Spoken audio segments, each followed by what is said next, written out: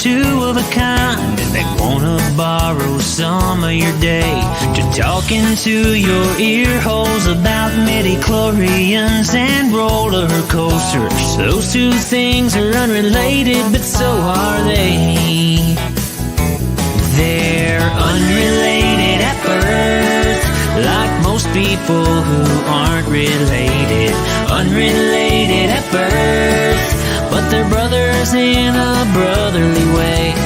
Now it's time for the phenomenal brother and the golden voice of the South. They're brothers from different mothers, but they're both really proud to be unrelated at birth.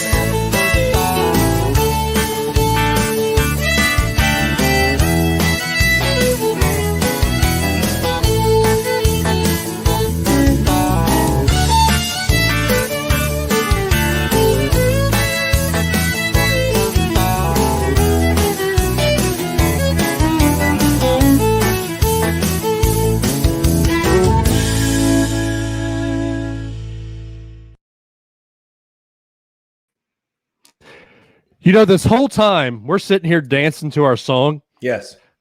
I forgot to share it on my Facebook page.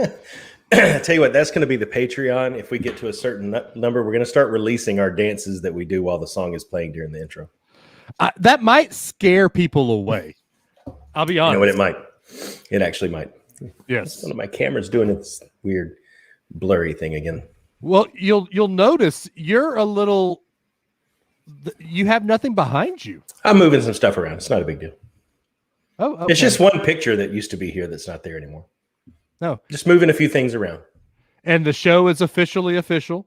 That's right. It's officially the official show that's official. Okay. Carrie just said, look, Carrie said, Adam is in a different room. No, it's just a picture that's not right here. I'm moving some things around. When I get everything reestablished, I'll let you guys see it. How about that? Okay. Move along. Nothing to see here but one picture that's missing. Okay. One picture that's missing. Whoopins. Whoopin? Isn't it funny, though, what one picture? This has been what's behind me. 93 episodes. Well, not 93, but most of the episodes. No, a lot of episodes. And I take one picture down, and it's like, you're in a different room. Isn't that amazing? Like how your brain like fixes itself on things. Well, and it's very echoey in your room too. It's always there's more stuff in here now that I'm moving things around than there was before, so I don't know why that is. Yeah. Now it's echoey because you're listening to us while Well, no, I was sorry. I was trying to, okay. So I figured out something on. What did you figure out?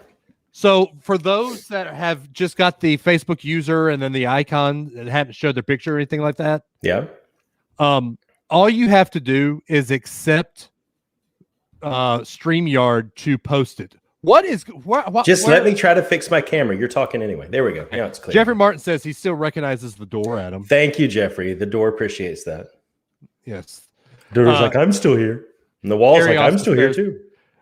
I learned this week that Dave can't stand when things are moved in his house. I am very every place, everywhere everything has a place and a place for everything. And if you move said thing out of its place to rearrange, I'm not okay with that. It's a very delicate ecosystem. Yeah, it is. See, I was raised in a house, and this is going to be more. Were you really? Congratulations. Yeah, I was. No, wow. I was raised in a house where mom didn't really move anything around. Like we lived in that house from 1992 to when they just moved out, I think in 2017, 2018, somewhere around there.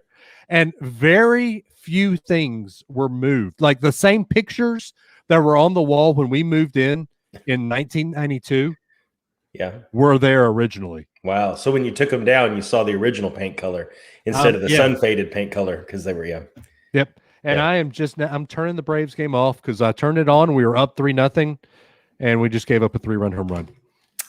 Turn it off. Yeah, I just did. Jeffrey Martin says, as for Dave's house, I think he changes it around every week, though. Maybe that's the green screen. I mean, yes. It is. You are. I could have sworn there was a brick wall behind you the other day. I guess you took that down. Yeah, I did. Brick wall. Now I got this bookshelf. Hey, look, guys. Bryant Denny Stadium. Wow, you travel fast. You're like the Flash. I know. Bring up the one about the bookshelf again. Real quick. Have you seen the new trend of like hanging a picture from the shelf itself? No. So like you have two bookshelves with nice even books, and then there's a picture hanging from the middle, like bisecting. I hate it. You should Google that sometime. It will, if you have any level of OCD inside of you, it will mess with it completely. Oh yeah, I have a lot. Oh look. There's another background.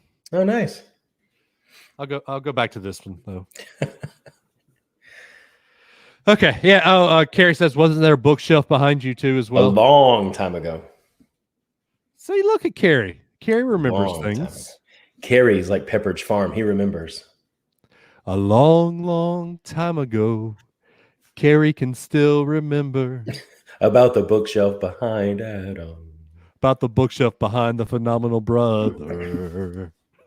And he knew if he had his chance. I'm done now. He would read and chant. I don't know. Okay. Okay. Anyway, I can send you a pic of the Roll Tide hanging from our bookshelf. I guess that's either your dad or your mom. Yeah, I'll show a picture. Hang on. Okay. Wax lyrical for a second. So Carrie says, "Ooh, Adam, do you have one of them fancy air fryers?" No, he doesn't, but I know I do. Not. Does it move, or do you have it in the same place all the time? Actually, it stays in the laundry room, and we just use it. All right, here we go. Okay. This is a great example. Not only is it a horrible picture, but it is a good example of what I'm talking about. Let me share my screen. Your screen. And we're still waxing lyrical. This isn't the actual podcast. This is. See this? That is so weird. Wait till you see this one down here. Look at this. All those nice, neat piles of books, and you just have art like right in the middle of them. Well, never mind that photo. Ooh, okay, that painting. I'm not okay with that. That is not art. Anyway, yeah, I'm not okay with it either. Nope. The Roll Tide thing that my parents have hanging is like this little Scrabble ornament. It's like Scrabble tiles that spell out Roll Tide on this red, piece of acrylic. Cool. It's really neat. And the way they got it hanging from it looks good. It doesn't block like multiple shelves worth of uniformity. Oh, there's a throwback.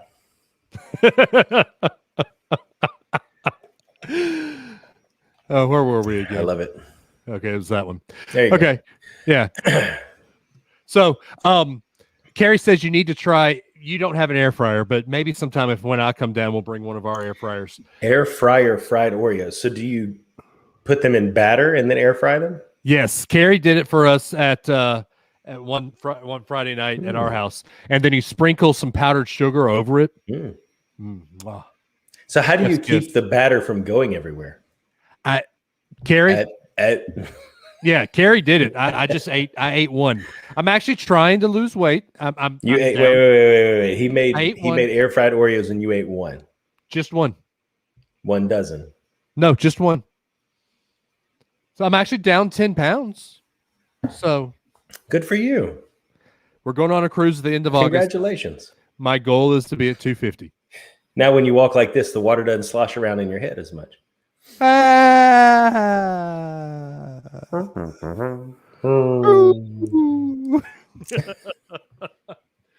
All right. So what playing our cards right? Why is that the title of tonight's show, Adam? So last week I mentioned, not out of laziness, by the way, Jeffrey 2 weeks Martin. ago. 2 weeks ago? Oh, 2 weeks ago. Last show. How about that? Yes. We talked about pod cards, which were this way that you can get a deck. It's pod deck, and it's like a deck of cards, and you pull a random one, and it's a question to ask somebody on your show. And we were talking about how we would like to do that with guests. We decided to do that with each other. And so Dave has every pod deck, it sounds like they make multiple categories now digitally. Yes. Yeah. And so you have digitization. So you have 15 categories. Is that right? 15 categories. And we'll talk about the categories on the show. And full disclosure for everybody who's here for the pre-show, we'll get through the 15 categories in about 20 minutes and then end up doing a couple of them again to make up time. I don't know. We'll see, because I will probably do one question for you and one question for me. And Ryan, my co-host from Geek at Birth, says, "How are you? Fun fact, my show, and I quote, is sponsored by Poddex." Oh, very nice. Oh, Ryan, why didn't you tell me this? Can you give me a code for a free couple of these, more of these? And why don't they sponsor Geek at Birth as well? Do they sponsor a good internet connection? Ooh. I kid.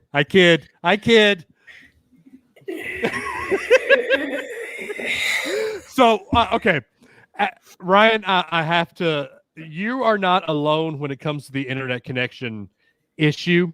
I have to just not brag on Adam, but kind of laugh at something Adam sent me that night. He says, "Dave, that look." I said, "What look?" I tried to be a poker. I tried to have a poker face and not let it show that it was really getting to me. He said, "Dave, you have this look that when your co-host's internet is kind of slowing down," he True said, story. "You might have hit it well on the show, but," and he screenshots it for me. He said, this look is what made him get a very high-speed internet connection." Yeah. I love it, though, because it happened a couple of times before I got the new Google Wi-Fi router that we have now. And we would freeze. And I can still hear you. And you go from Dave, the golden voice of the... And we're frozen. I mean, like a switch has been flipped. Hey, everybody, and welcome back. And... It's that tongue in the cheek. It was like a millisecond, but I'm like right there. There it is. Yeah. There's the look.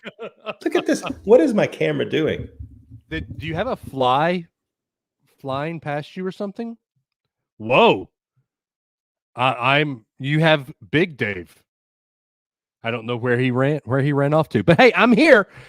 He's frozen. I'm not frozen. Hi there. Hello, young, small people. That's a different camera angle. What's going on here? That's my laptop. Okay. It's not even connected, but it's blue. One moment, please. It's blue. Da-dee-da. Okay, anyway. All right, I'm going to remove myself from the stream. Wax Lyrical for a second. I'm good at that. So what we're doing tonight, and who else here, man? We've got a few people talking, saying hi to us. Ryan saying, for Poddex, use promo code NerdCulture to get 10% off online. And yes, you can apply to be sponsored on their website. Okay, so we need to apply for that to be sponsored for Geek at Birth. Looks like Adam's back. And we're here. Can you hear me now? Yes, I hear you now. Great. Jeffrey says, "I wish I can get high-speed internet. Would cost about $10,000 to run the cables. Could we start a GoFundMe for a digitally unhinged?" Sure. The cost is that? That's a lot. That's a lot. I get the tongue-in-cheek look when he's frustrated with me too. That's got to be Amanda. That's got to be Amanda. It's got to be Amanda. There's no doubt in my mind that is my wife. Oh, another pillow, huh? Tongue in cheek. Yep.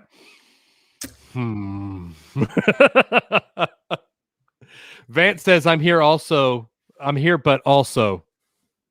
Also. Well, hello. Also? Well, hello. Hello there. Hello there. Can we also say that when we get Obi-Wan, the TV show, if the first line is not, "Well, hello there," they have failed me. Yeah.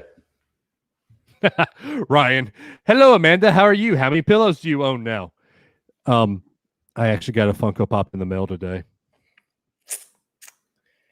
Well, so Jeff says 10K because it's less than half a mile away where it currently stops.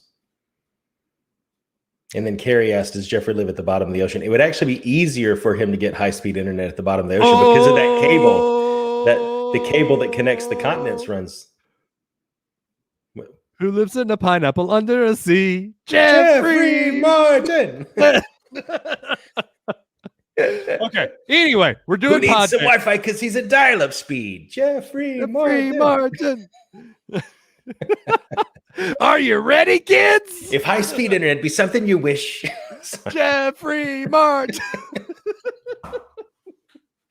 We love you, Oh, Jeffrey. I promise I haven't had any bourbon this week at all. Oh, this week. Wow, Dave. Although Where's the leaf you turned over? I don't see it in that picture behind you. Are you wagging your finger at me? Cruise in August. That's the leaf. Oh, yeah. Ben and Jerry's new ice cream I just had is whiskey with it's whiskey flavored with blonde brownies Ooh. and white chocolate chips. Okay, yeah. I miss was it Bonnaroo Buzz? Yeah. Hold one. I gotta look this up. Ben Hold. and Jerry's. Old one. Bonnaroo Buzz. Old one. Bonnaroo Buzz was coffee and malt ice creams with whiskey caramel swirl and English toffee pieces. Ooh, that sounds good too. That was the best. All right, so you ready for the show? I don't know. I don't know what I'm walking into. I guess neither of us do. Yeah, I will be the one reading the questions since I'm the one that has them on my phone. That seems fair. Are you using your new webcam? No, not yet. Why not? Because I have to figure out here, I'll show you. I showed you weird angle number 2. You show me your weird angle number 2. Oh, this isn't weird angle. This is I have to figure out my lighting.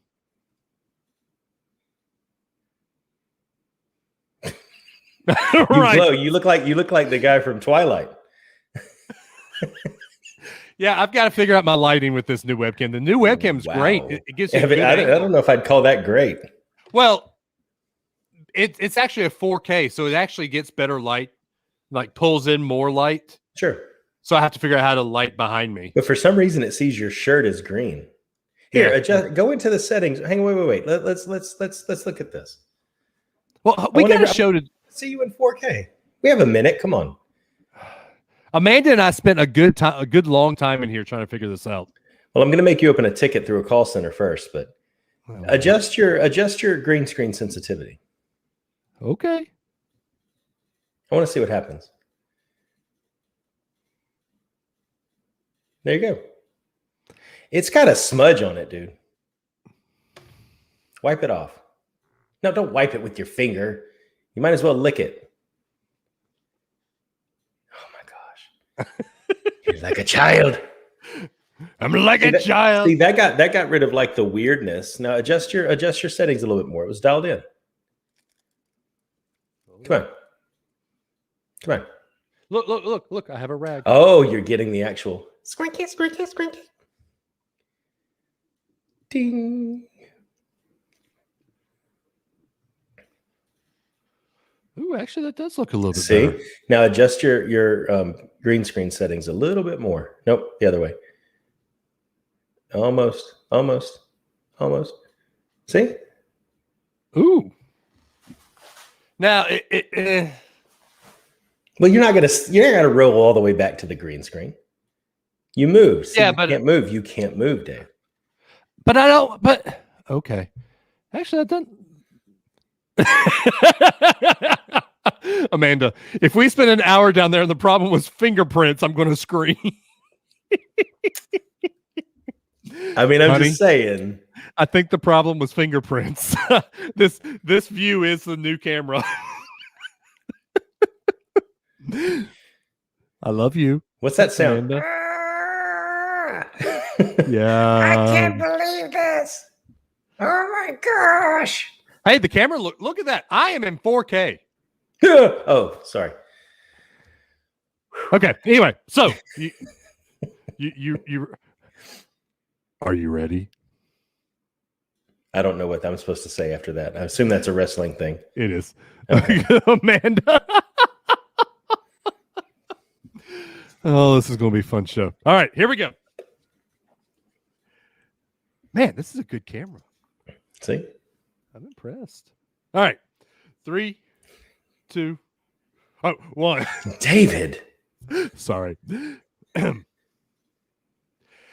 And welcome back into another great, exciting, and wonderful Unrelated at Birth. As always, you've got the one, the only, the golden voice of the South, the human jukebox, Dave Adams, coming to you live and in living color, all the way from the top of the state of Alabama. That's right, in Madison, Alabama. And as always, I have brought along my friend from the House of Mouse, the House of Fireworks in just 2 days, the one, the only, the phenomenal brother, Adam Joseph Russell. The fixer of fingerprints. We should add that to my name now. The fixer of fingerprints. Sure. Yeah. Carrie said he was going to come over and help, and apparently all it was fingerprints. Glad he... There you go. If you want to get that reference, go back and look at the pre-show on Facebook. Yes. If you're not watching us on the pre-show on Facebook, why not? Because we just spent 20 minutes, as Adam would say, waxing lyrical and having fun, just hanging out. Jeffrey Martin, chroma key is still wigging out in shiny spots when Dave puts the back of his hand in view. Yeah, just a little bit. I've got to figure it out. He gets nervous when he goes on air, Jeffrey. No, there's no nerves going on here. Carrie says middle name show is now officially official. But anyway, so yeah, if you're not watching us on the Facebook Lives, why not? We have a lot of fun. We interact with people. We do the fun show. Dave, one quick question. Do you consider yourself any degree of a quote unquote redneck? I don't know if I would. You do, Adam? I wouldn't say no. redneck. I'm not nodding my head for me. Okay. I would say I would consider myself more of the good old boy category and not the redneck category. Okay. I go along with that. Just because. Just a good old boy. And that was your dad, by the way, asking that question. Your dad said rednecks and fireworks do not. That's why he doesn't shoot them off. That's why he goes to Disney for them. Now, I let somebody else handle shooting off of fireworks ever since 1976. I did spend almost $300 on fireworks on Sunday that we're going to shoot off. Okay, how close is the nearest house to you? Half a mile. Okay, so that's acceptable. Our circle here in the Central Florida area has. Oh wow. Yeah, our little circle here has probably 50 houses in it. Yeah, or maybe quarter acre, half acre lot, something like that. And people will buy the $400 or $500 box with multi stages and shoot it off in the street out here, like in the middle of the street. That's okay. I see nothing wrong with that. When we're in the middle of a burn ban, no, it's not. Okay, no, that's okay. That's a problem. Usually around New Year's Eve, we're in the middle of a burn ban because we're not even had rain in 6 months. Carrie says half a mile my rear. See, okay, maybe because Dave knew where I was going, Carrie. Maybe a quarter mile. I mean, but I'm going to go to Google Maps and I'm going to measure it. Hang on. The whole street is not half a mile. The street is a mile. Look, the street is a mile and a quarter. I walk it. Let's see. Google Maps. You don't know my address by heart, do you? Okay, so what if I do? Okay, you do. I know yours. I'm watching you, Dave. That's fine. I'm afraid I can't do that. I'm afraid I can't do that, Dave. Anyway, so why are we here tonight, Adam, while you're Google Mapsing my house? We are here to go off of an idea or something that we talked 2 weeks ago. There are things called pod decks, which are a deck of cards that you can randomly pull a card from and have a ready-made question to ask somebody on your podcast. So we are going to ask each other, or Dave is going to ask both of us, I should say, since you have the cards. Ask us pod deck questions for a whole episode and see what happens. Should be fun. Yes. And just so you know, we do have some things in the hopper. In 2 weeks, we're going to have a friend of the show, a friend of Adam's, really, that I've become friends with, Matthew Skedrick's coming on the show to talk about Harry Potter. We're not going to do it this week because we talked Harry Potter on the last show. We don't really want to do a bunch of Harry Potter back to back. But the Harry Potter idea is Harry Potter a Christian story? And he's got some good facts and backups for it. It could be a good discussion. And then, did you watch the thing on Aaron Burr I sent you? I didn't watch all of it, no, but I did start it. There's so much like interesting history on Aaron Burr. I want to do like a weird history deep dive. Okay. So that'll be after the Harry Potter. So we've got the month of July pretty much figured out. Well, here, let's go ahead on that note. Let's go ahead and do Virgil Ask a Question. Have you listened to it yet? I have not. All right, here we go. I'm going to go ahead and play it now because it's very relevant to what you just mentioned. Okay. Are you? Hey guys, Give me a second, man. Another great podcast. I have this week's question. In the 1700s, a European philosophical movement known as the Enlightenment, or the Age of Reason, was making its way across the Atlantic Ocean to the American colonies. Enlightenment thinkers emphasized a scientific and logical view of the world while downplaying religion. In many ways, religion was becoming more formal and less personal during this time, which led to lower church attendance. Oh, man. Hang on. Nope. There we go. Christians were feeling complacent with their methods of worship, and some were disillusioned with how wealth and rationalism were dominating culture. The Great Awakening was a religious movement that impacted the English colleges in America during the 1730s and 1740s. Christian leaders often traveled from town to town, preaching about the gospel, emphasizing salvation from sins, and promoting enthusiasm for Christianity. The result was a renewed dedication toward religion. Sounds very familiar, don't you agree? My question is, how is this connected to Aaron Burr?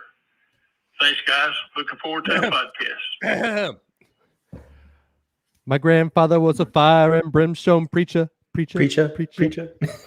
His granddad was Jonathan Edwards, sinner in the hands of an angry God. There you go. What's funny is I didn't listen. I promise you, I did not listen to that. Oh, no, we've talked about that before. I was going to say, the one of the things when I really went through all the backups of the musical, that was one of the first things I sent you that I was so excited to find out. Oh, yeah. Yeah. So that's cool. That was relevant. Very relevant. So how are we doing the cards tonight? All right. So Host with the most. There are 15 categories that I'm going to put in my Trash Pandas Tom Collins glass here. I can't believe that cup is empty. This is a strange show. I know, right? Hey, by the way, Jeffrey Martin said, just looked.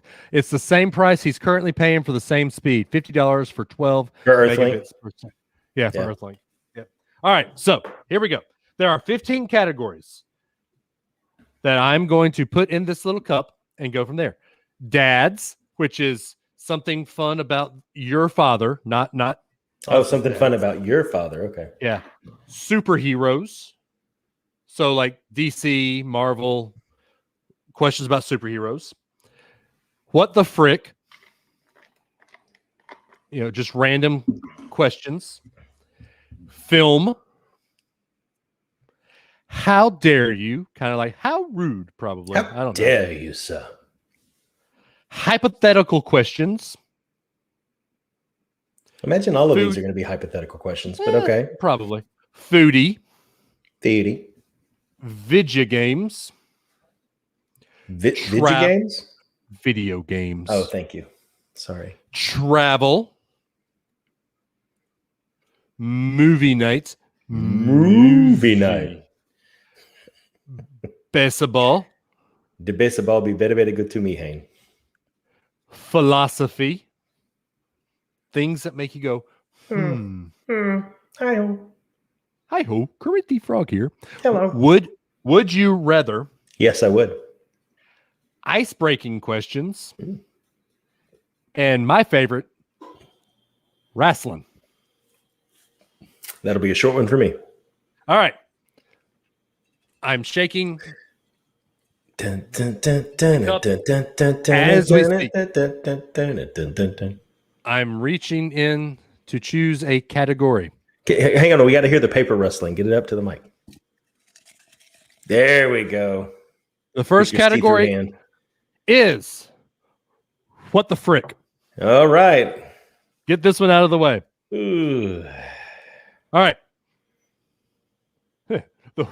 What the Nice. All right. Here There's a picture of a unicorn mask, a dude in a unicorn mask, by the way. Here is your question, Adam. Oh, so we're answering the same question, though, right? We can. Let's start that way. Let's just see what happens. Is cereal a soup? Why or why not? Let's see. This is going to require a quick trip to the Google machine. Soup definition. The definition of soup. Let's approach it from a logical standpoint first. Okay. A liquid dish typically made by boiling meat, fish, or vegetables in stock or water. A substance or mixture perceived to resemble soup. See, yeah, I'm seeing a lot of meat, fish, or vegetable stock as a base in order to be called a soup. Yes, so hang on. Let's by strict definition, no. But where does milk come from? A cow. Cow is meat. So could you follow a line of reasoning to say that while not a stock, it is a product of beef, and therefore the base of it could be considered meat-based and therefore a soup? There is no way that you're going to convince me that cereal is a soup. So, okay. Why? Because it's not savory? Well, what's your reason? Well, what's your reason? Because you can eat cereal without milk. So are you telling me that eating cereal without milk is still a soup? Have you ever eaten chicken or noodles without chicken broth? No. You've never eaten noodles or chicken? Like, yes, have you ever had pasta with chicken on it? That doesn't make it a soup. What does make it the soup? Pasta by itself is not soup. Okay, cereal by itself is not soup. So is cereal the combination of the two, or are you saying that the box of Lucky Charms is the cereal and the milk is just an add-on? The milk is just an add-on. Oh, okay. The box of Lucky Charms is the cereal. When you go down the cereal aisle, let's look at definition of cereal. See milk. This is exactly. I have to take a second and say this is exactly why we started the show right here. Yeah, this is exactly why we did this. Gary finally agrees with me on something. Cereal in milk could possibly be, but cereal by definition doesn't require it to be in milk. It's just cereal. One definition of cereal is a breakfast food made from roasted grain, typically eaten with milk.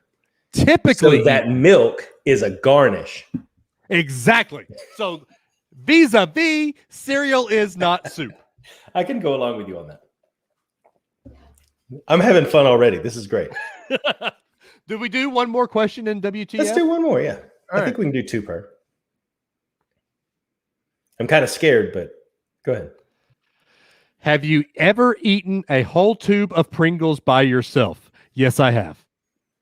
I don't know. Oh, come on. You can't tell me. Okay, wait. This is two things, though. By myself or in one sitting? Because I can have a tube of Pringles in my office and, like, over the course of several days, eat through them, just me. Okay, so I will go on record as saying I've done both. You've done both. I don't think I've made it through an entire tube in one sitting, but I've probably come more close than I would like to admit in public. Okay, so let's take that. What flavor would you eat in one sitting if you could pick? Honestly, the Cheezums. Cheezums, okay. I would probably go ahead. Sour cream. I was gonna say either sour cream or salt and vinegar. That's a good one. That's a good one. What's the sexiest and least sexiest name? Next category. Back to the cup we go. I'm a shaking. Jeffrey says, so chicken noodle casserole is not soup, but the addition of water to chicken and noodles is soup. Yeah. I would say the addition of water and chicken broth, like chicken stock. Yeah. All right. I have a feeling this is going to be Adam's favorite category. Uh-oh. Hello, Brian. Hey, Brian. Hello, Brian. Hello, Brian. philosophy. Let's get deep. Ooh. Would you break the law to save a loved one? Breaking the law. Yeah. I mean, there's lots of different ways you could play that. Let's say you speed down the turnpike or interstate to get to the hospital to save their life. That's technically breaking the law. Right. Yeah. So I think the overall answer would be yes. You can think of a scenario in which you would. Would you? Could you on a train? Could you on a plane?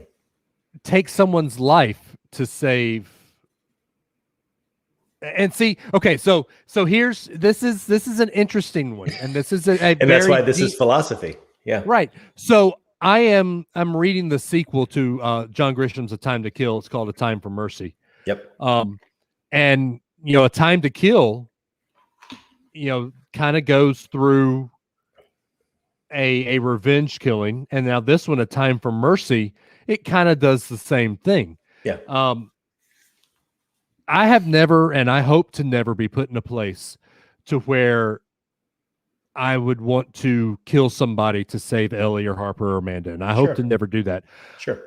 But I can tell you, there are times. Yeah, Vance reading. Yes, I'm audio booking it.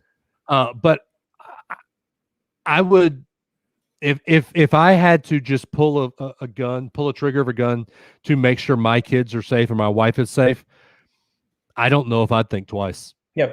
Well, it's why places like Florida and some other states have stand your ground laws, right? It's the scenario that you're talking about.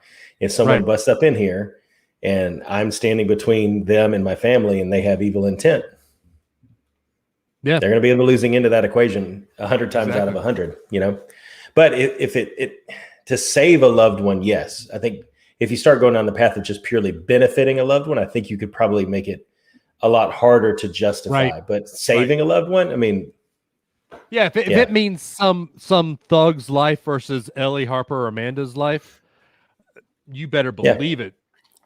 I'm breaking the law.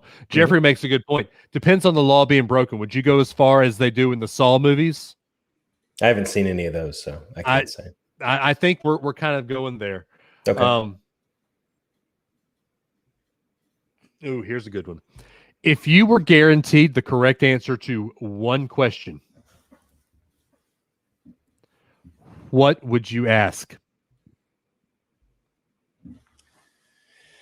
If you were I want to make sure I understand. If you were guaranteed the correct answer to one question, what would you ask? What would you ask, and to whom would you ask it?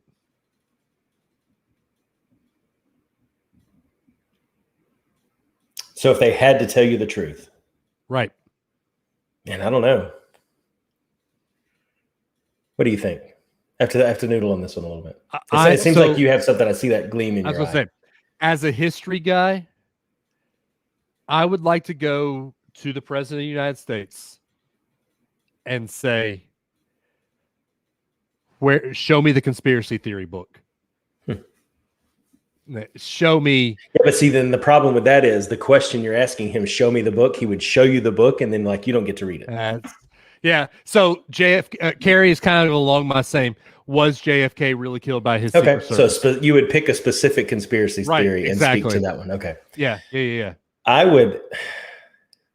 Yeah. Would Dave really stop singing if they get 5 more patrons? Yeah. That's a good point. Jeffrey says, back to the killing. May sound bad, but if I'm defending against someone harming me or a loved one is different than saying shoot a rando or I'll harm a loved one. Vance says, I think it's more like, what law would you break in Purge Night if it was real? I'd just be sitting in the living room, man. Holed up watching TV. Yeah, I don't know if I could do that. Yeah. Jeffrey, I'd ask Bill Clinton what the definition of is. Well, you see, that's a tricky question, my friend. Ooh, that's a good one. I would go to the Clintons and say, who have you really killed? And Hillary would go, right. So the only thing that pops into my head, I can't think of anything I really want to know the answer to. I would ask Jesus, Calvinism or not? Let's just settle it right now on Earth. I'll take one for the team and use my one question to settle that for everybody. How about that? There you go. All right. Why is my camera doing that? This is annoying. Let me shake it a little bit. All right. Ooh, video games. Ooh. All right. Video games. I gotta go down. Where is it? There it is. The light. Is that making it any better? There we go.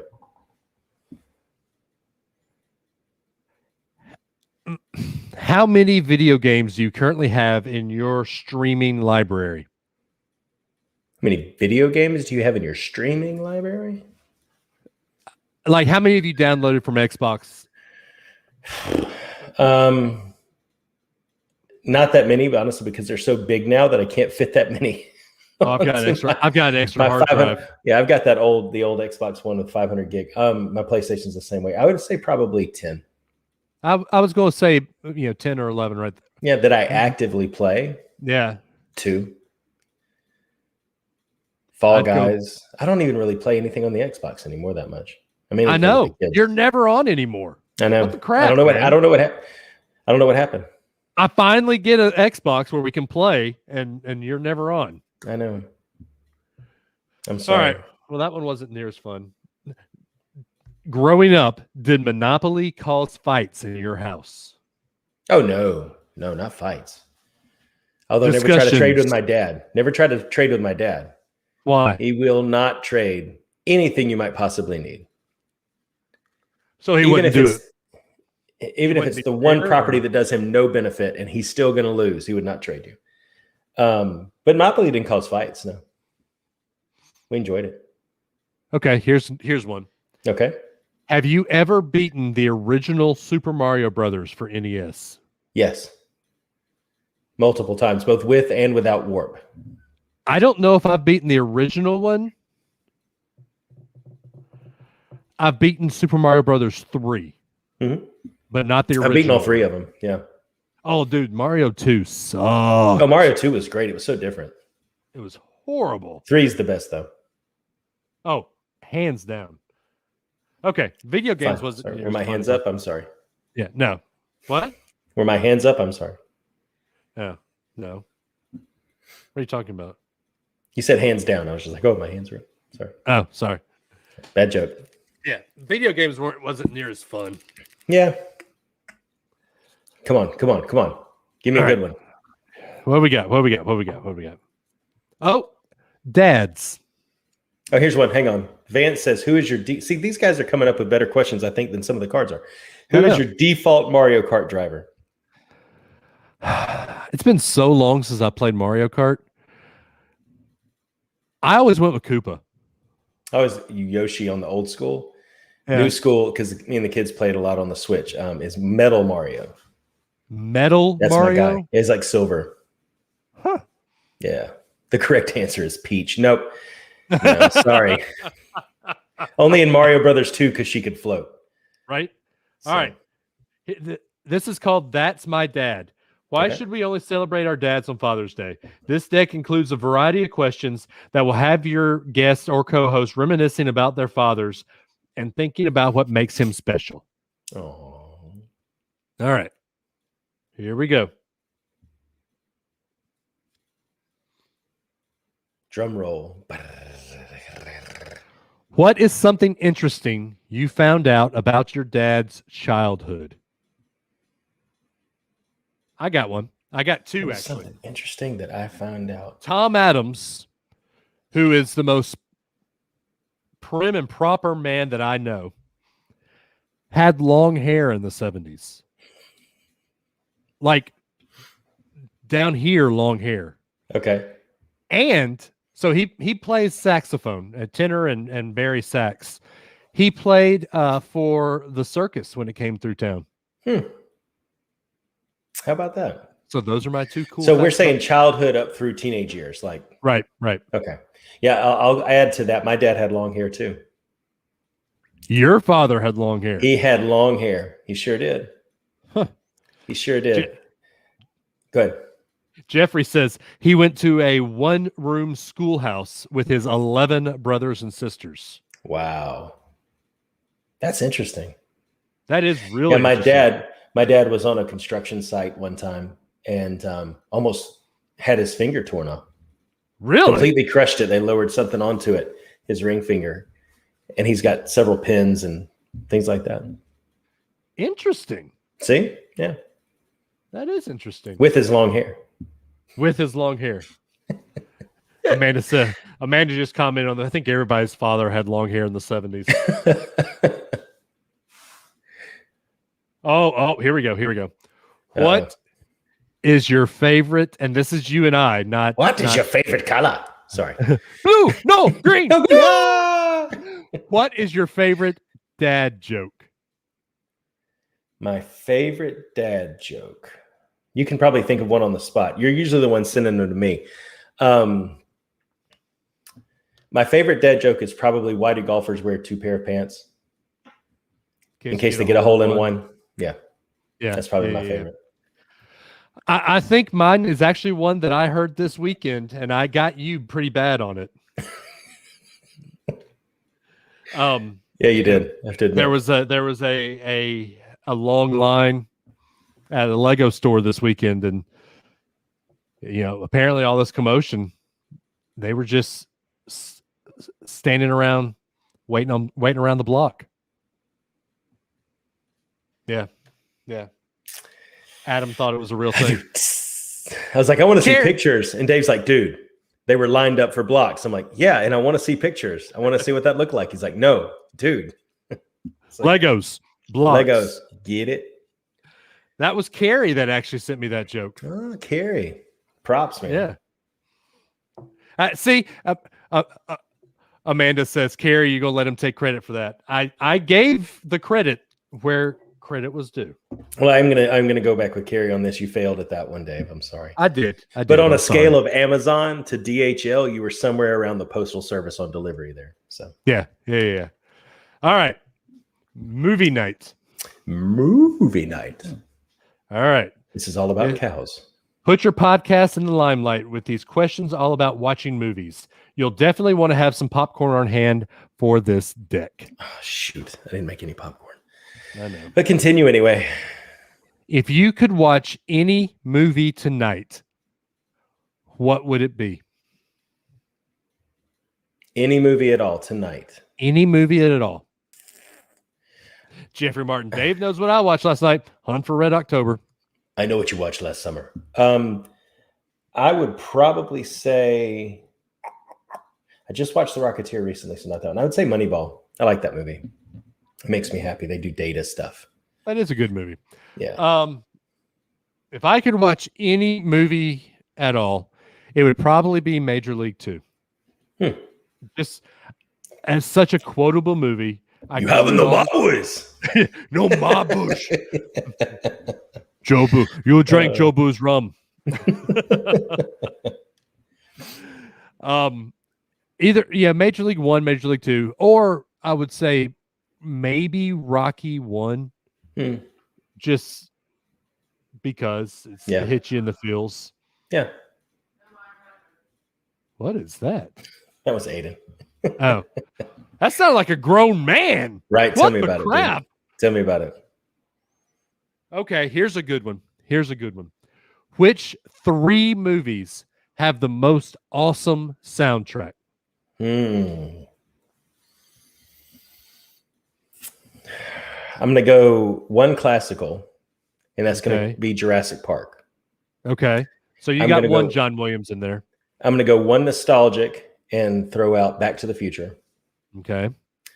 And I'm trying to think of like one more recent.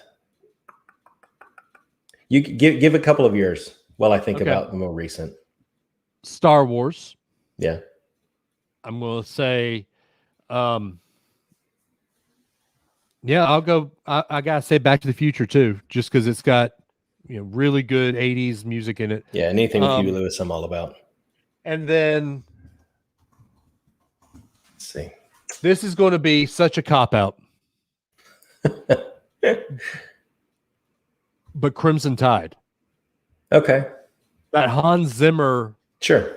and the way he brings in the Navy hymns and Sure.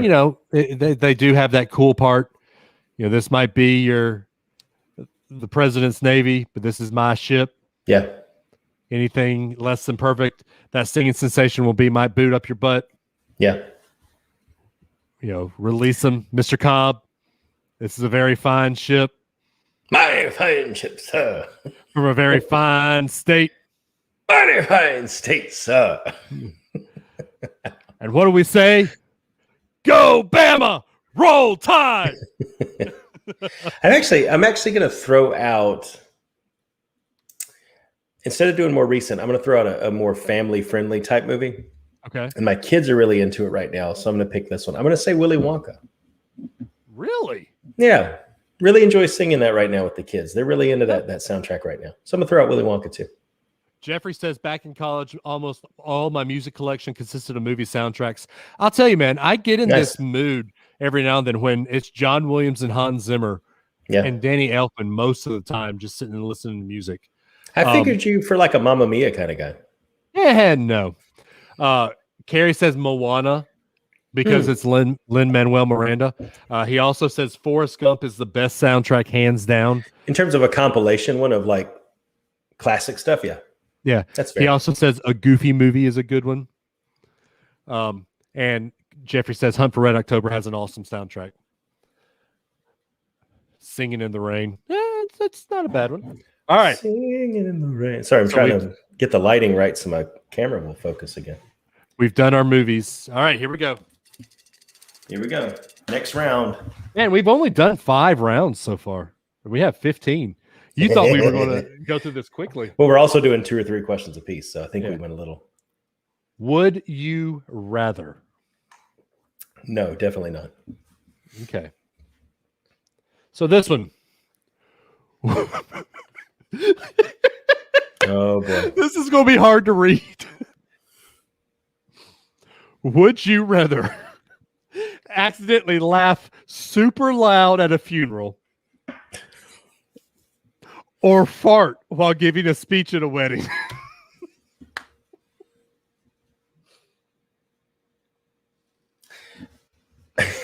I would say laugh at a funeral. I would say that too, because laughing at a funeral could be remembering something, but farting while giving a speech at a wedding, there's no.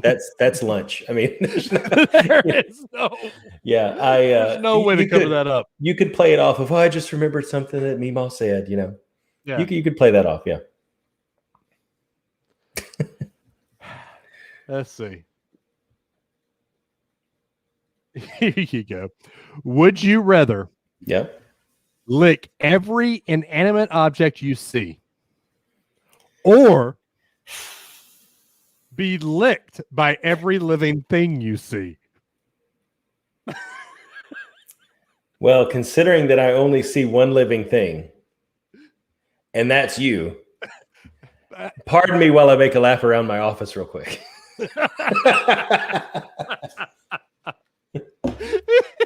Jeff, given the first question, Jeffrey says it depends on the type of fart. A silent but deadly or a slow roller. Okay.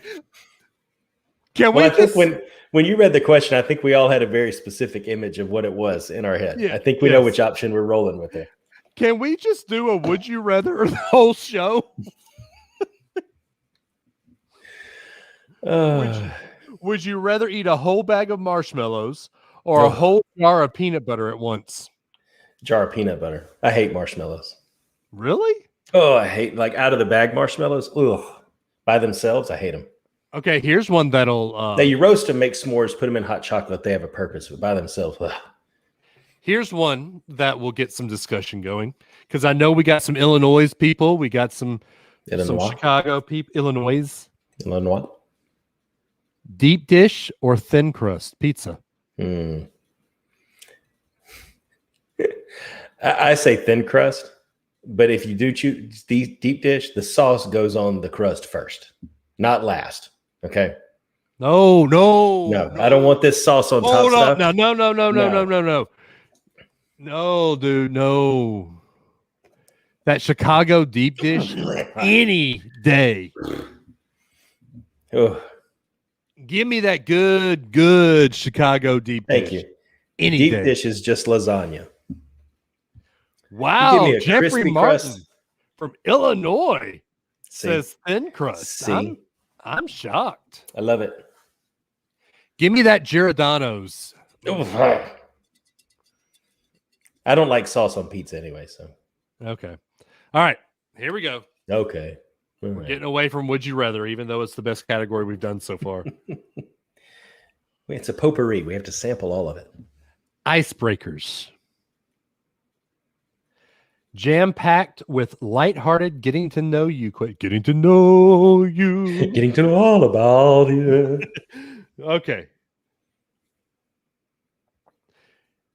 Given the choice of anyone living in the world, Living. Okay. whom would you have as a dinner guest?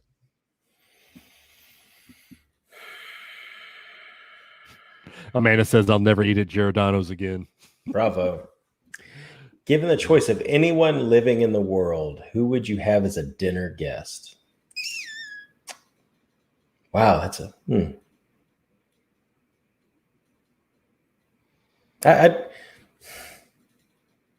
My brain's going in like a million different directions now.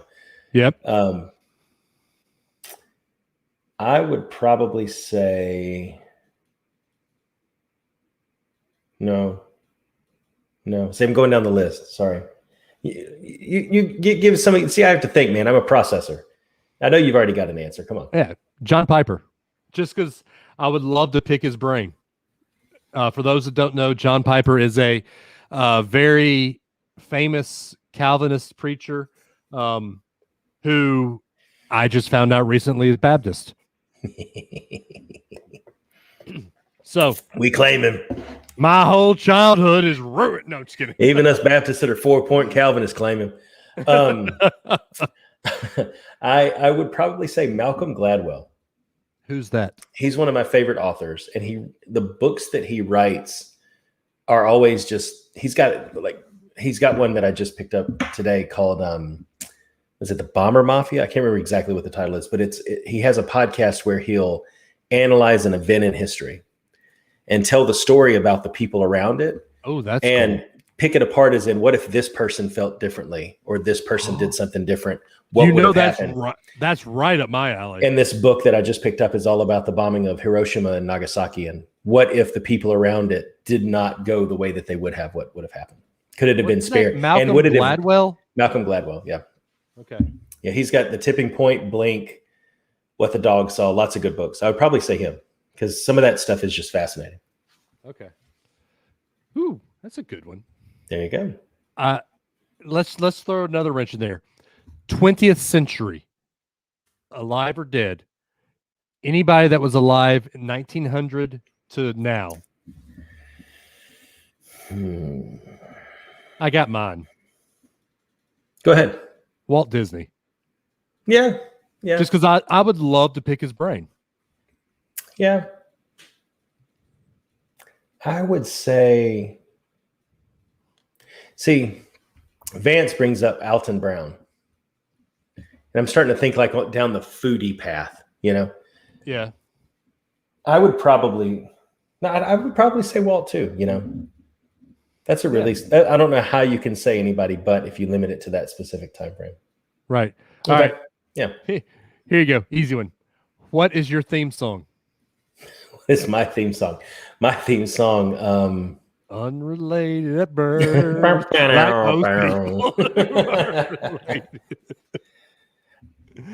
So let me, I know what your theme song is. Like the song that pumps you up is What? Rocky. It's from the Rocky soundtrack. Yep. Yeah. I would say the opening theme to The Rocketeer would be mine.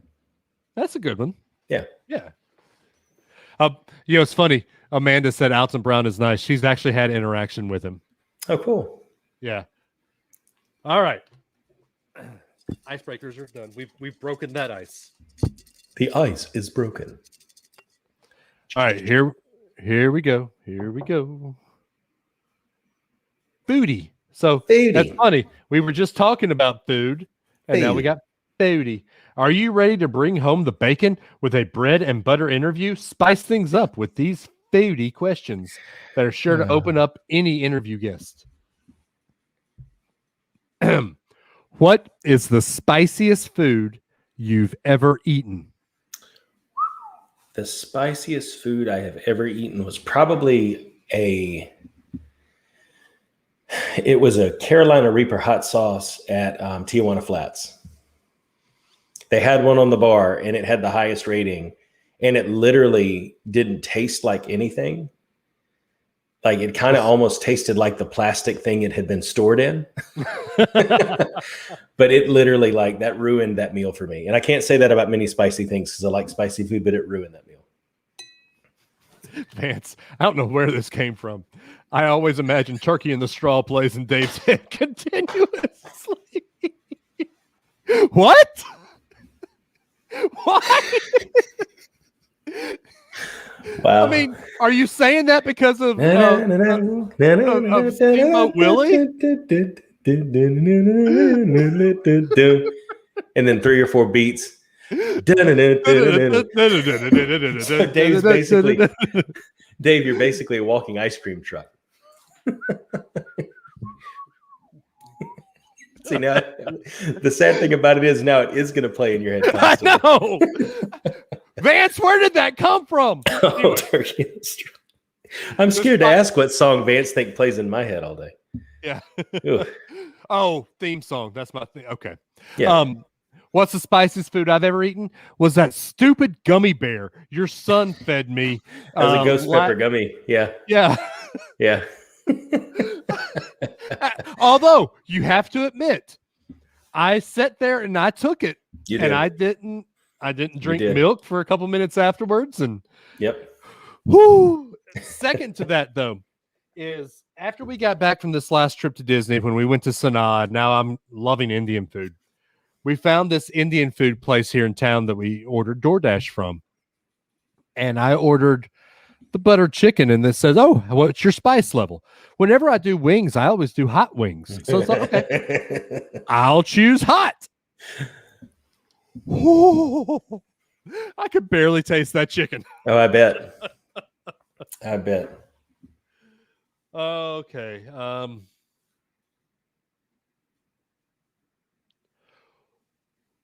So this is a good continuation of that first question we had tonight. Okay.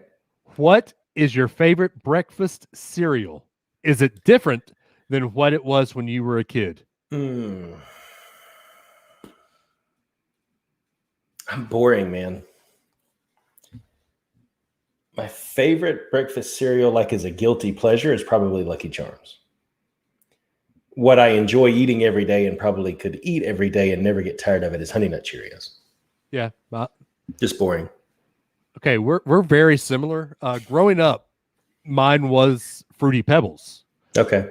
But they took the gluten now, the stupid Fruity Pebbles, and they taste different now. So haven't they always been made out of rice? Okay, so funny story. I hope Amanda's still watching because she can vouch for me on this. When they first started being made, Fruity Pebble or gluten-free Fruity Pebbles, I could taste the difference. And Amanda said, we went through 2 or 3 boxes. She said she bought Fruity Pebbles when I went to work one day. She said, "Dave, I found you Fruity Pebbles with all the gluten in it." She went and put the Fruity Pebbles in the little cereal, like clear cereal container where it's not in the box. I poured me a huge bowl, super excited. Took one bite and I said, "Nope. The gluten is gluten free." They've always been gluten free. No, they haven't. They're made out of rice. Different. They taste. They're made out of rice. Rice that has no gluten. Rice, it has no gluten. Now, do I think they probably changed to high fructose corn syrup? Here you go. Has Fruity Pebbles always been gluten free?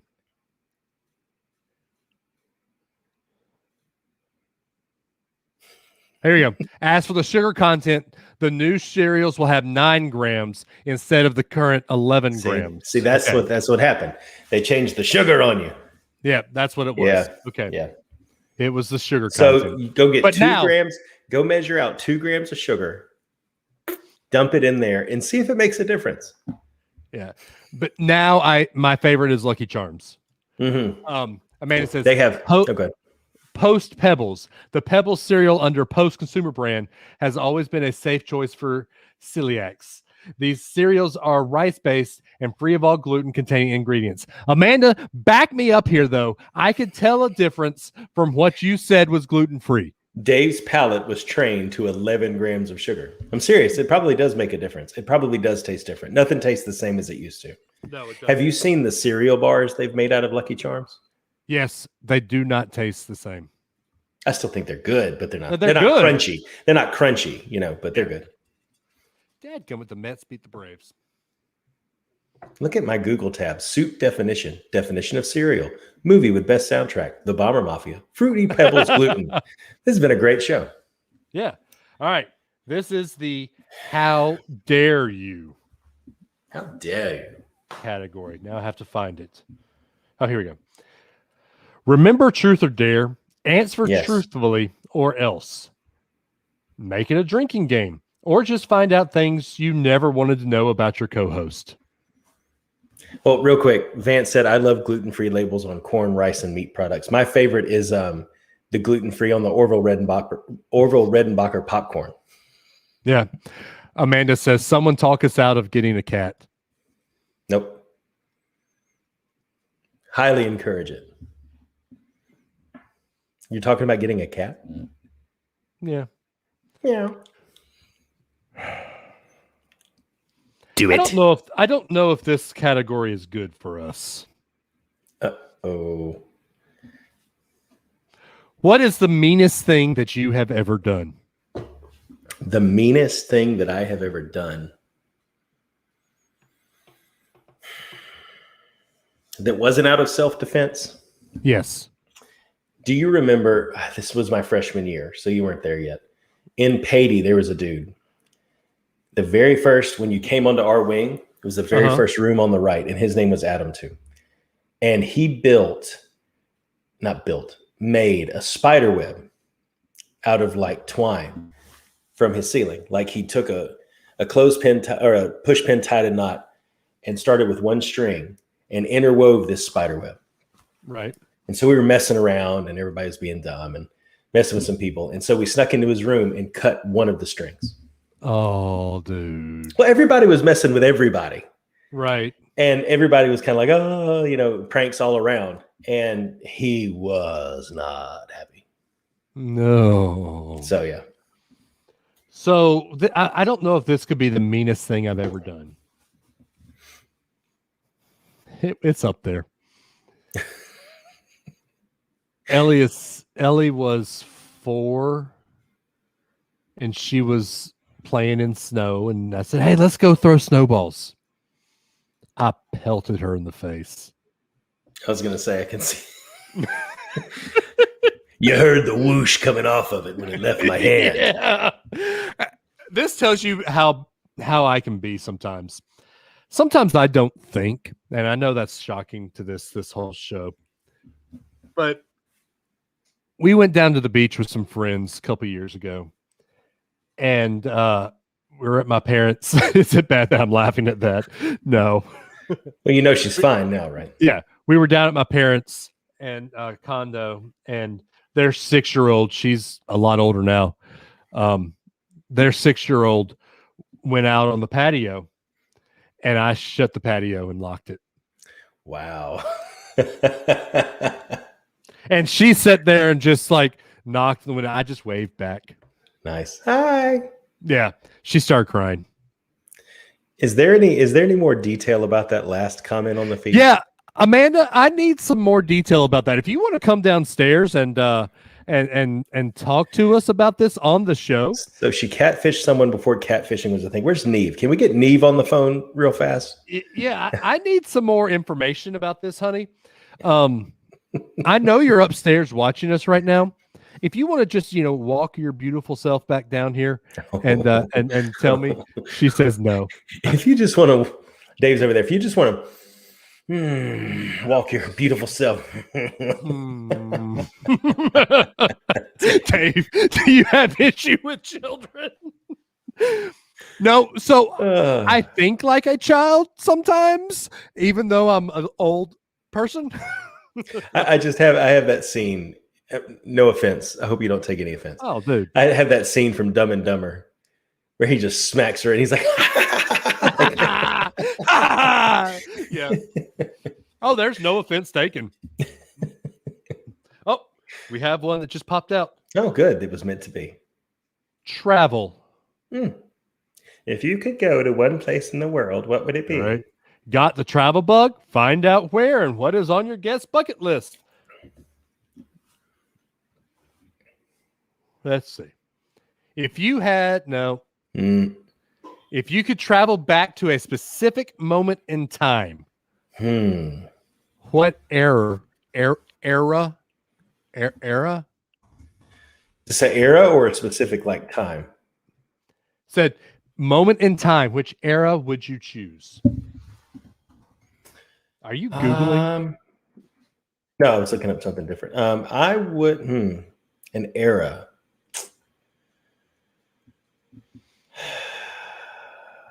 I don't. That's tough. The beginning of the birth of the nation for me. Like it would be right after the Revolutionary War, right as the. Oh, so you'd pull a Thomas Jefferson. Yeah. What did I miss? Exactly. Oh, the war's over, and I just happen to be back from France right at this exact moment.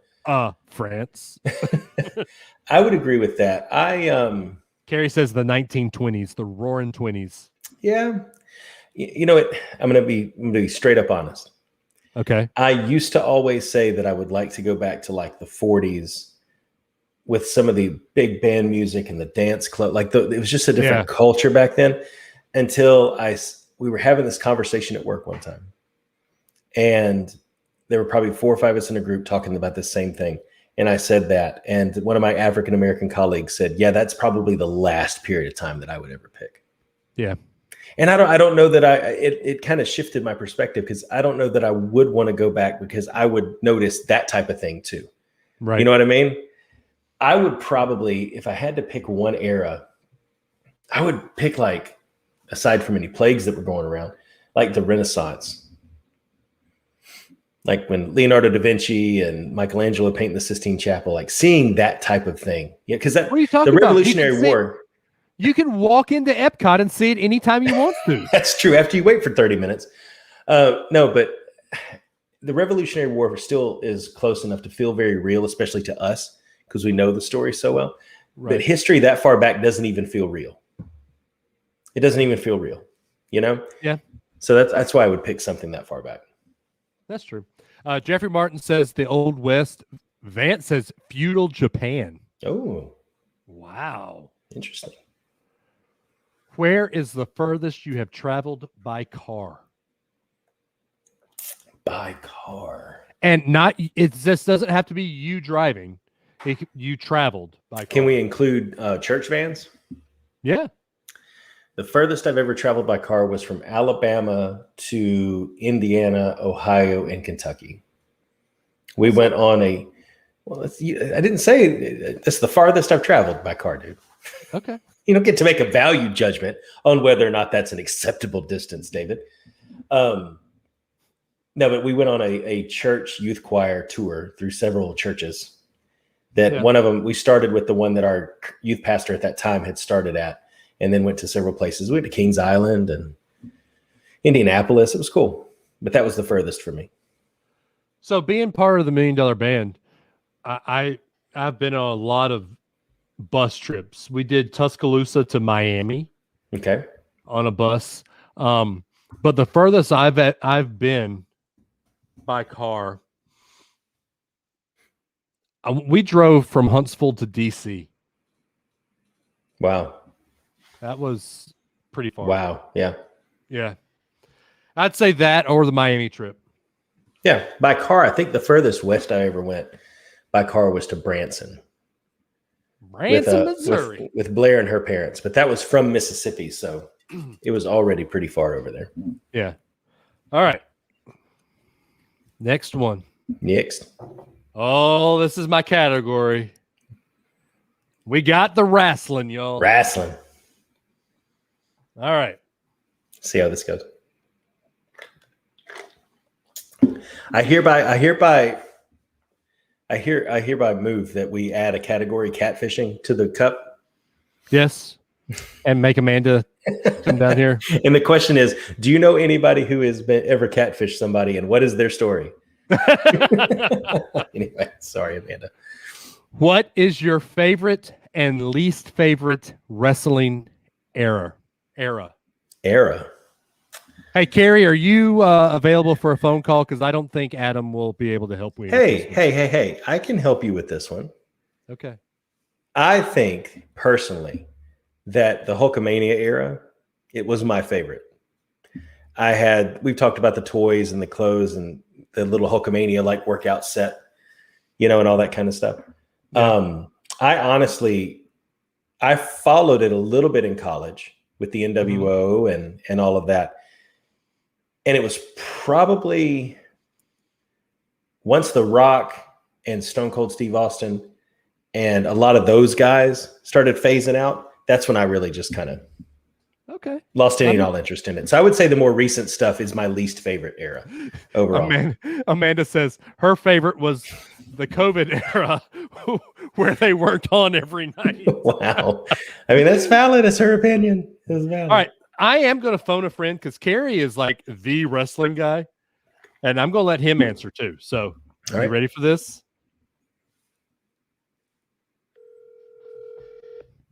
Hello. Hello. What's that? You're on live, sir. Hi, audience.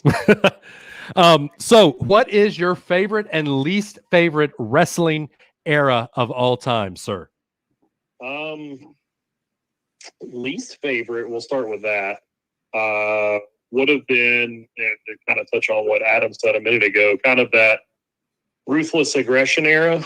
You had Stone Cold and The Rock kind of bow out, the end of the Attitude Era and taking the product more PG. And I know that may seem weird to some, but when you saw what the Attitude Era brought, and how many eyes it had on it, and then how many eyes started fading away because the product kind of became a little more vanilla.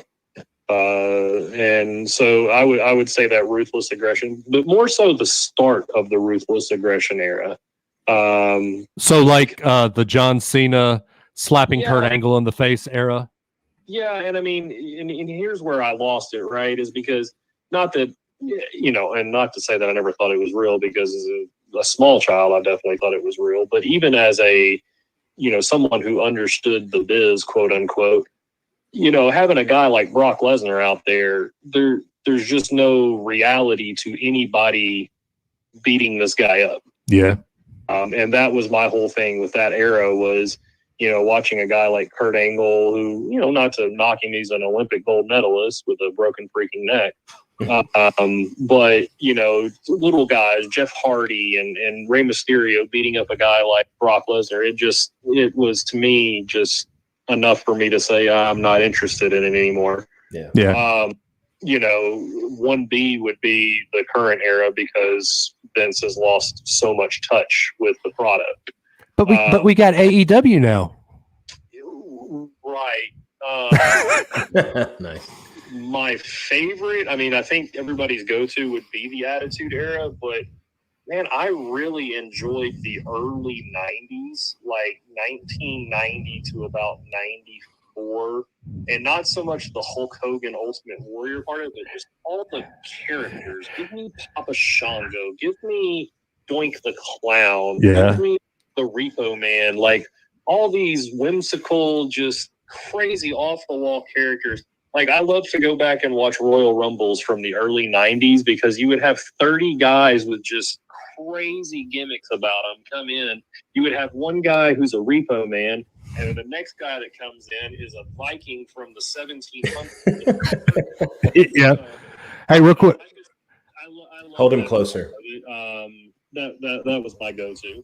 Okay, hold up. I think Adam's going to try to ask you a question. No, I was saying hold him closer to the mic. Hold him closer. Okay. Yeah. And don't breathe in the mic with your nose either. Okay. Sorry. Ask him a question, Adam. I didn't have a question. I was telling you to hold him closer to the phone. He was telling me to hold you closer. Sorry. Okay. Well, that is awesome, Carrie. I actually expected you to say ECW or something. Yeah, I mean, you could throw ECW in. That would have been in that Attitude Era-esque time frame at the end of it. But, you know, they were part – they weren't really part of an era. They were just more of a product that was non-mainstream at the time. And that's a whole nother rabbit hole I could go down, but we won't. Yes. We don't do that time. But yeah, if you ever want to just find some whimsical fun in wrestling, I encourage anyone to just go back and watch some of that anywhere from 1989, 90 to 94, 95 WWF. That there's just so much comedic gold and just nonsense there that it's fun to get lost in. Yep. Yeah. All right, Carrie. Appreciate it, buddy. Enjoy. All right. Bye. Thanks, Gary. So he said, probably. What were you going to say? We agreed. I know.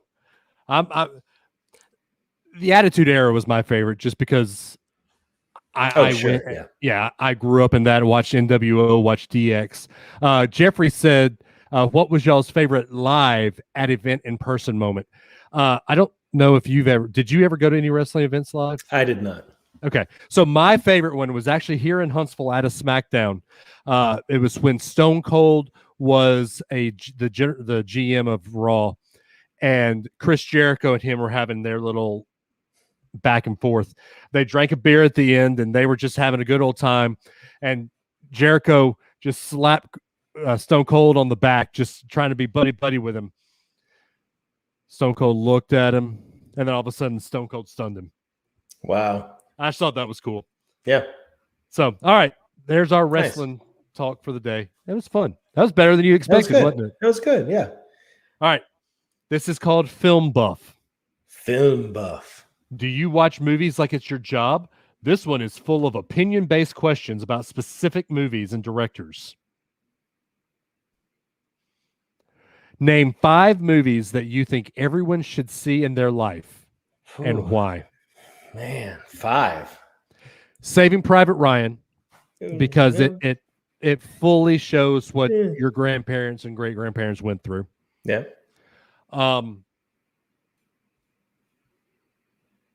Rocky, just because I think it's one of the best movies out there ever made. Okay. Christmas Vacation, because it's the best Christmas movie ever made. Okay. Ghostbusters, because I think Ghostbusters and Back to the Future, because I think it defines a generation. Okay. So those are my 5. All right. I'm going to say Jurassic Park, because it, I think, is one of Spielberg's best movies. Yep. And I think it did the same thing that Jaws did, of making something that on its face wouldn't seem like a horror movie feel like a scary movie, you know? So I'd say Jurassic Park. I would say The Rocketeer / so I think they're kind of similar. Indiana Jones. Yeah. Anything that harkens back to those old movie serials, you know, from back in the 50s and 60s, that type of thing. I would say It's a Wonderful Life, because of the message. Yep. I would say A Christmas Story. I'm going to throw 2 Christmas ones in there. A Christmas Story, because we all need to remember what it felt like to get that gift on Christmas Day and find that feeling, even as adults.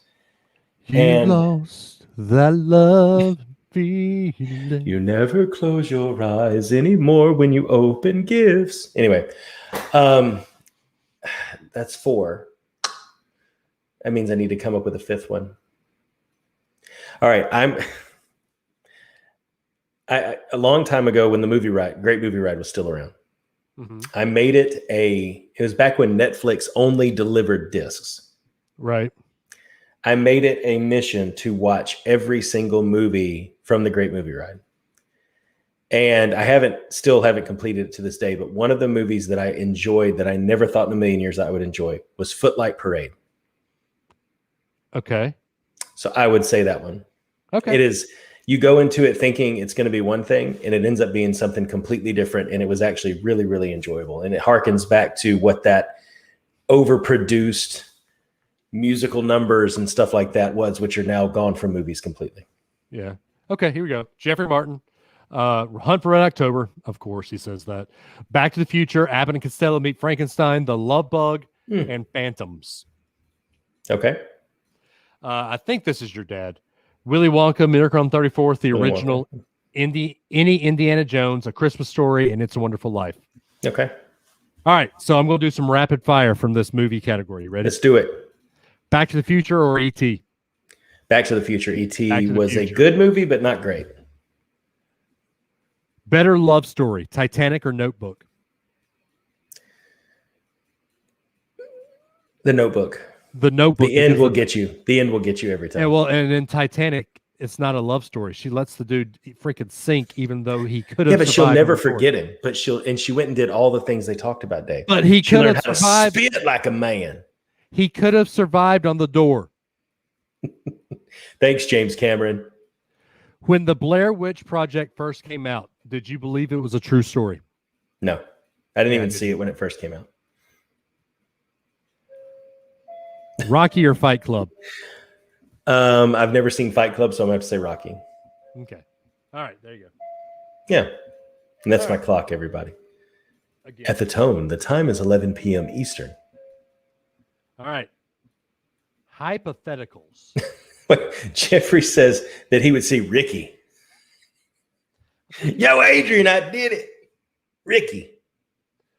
Hypothetical questions pose interesting debates to have with podcast co-hosts. They're so interesting because there are no correct answers someone can give. I don't know about that. We'll see. If you could bring back any canceled TV series, which one would it be and why? Quantum Leap. Because the story was never allowed to go full circle. It should have gone one more season just to have an ending, but I could watch Quantum Leap all day.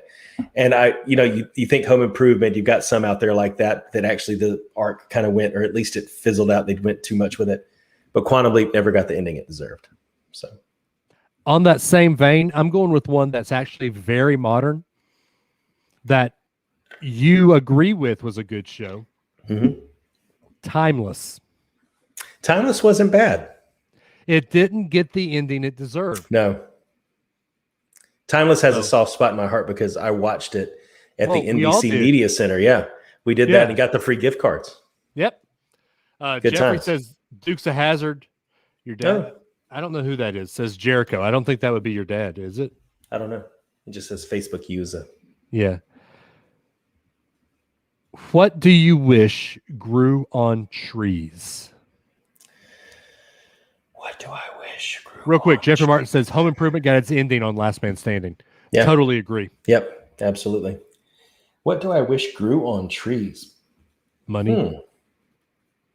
Yeah, but then you'd find no fulfillment in work. That was Kyle Gilbert. Oh, Kyle. Kyle Gilbert's What's back up, in man? the fold. What's up, KG? Nice. What do I wish grew on trees? Money. Lucky Charms. I mean, that's not bad.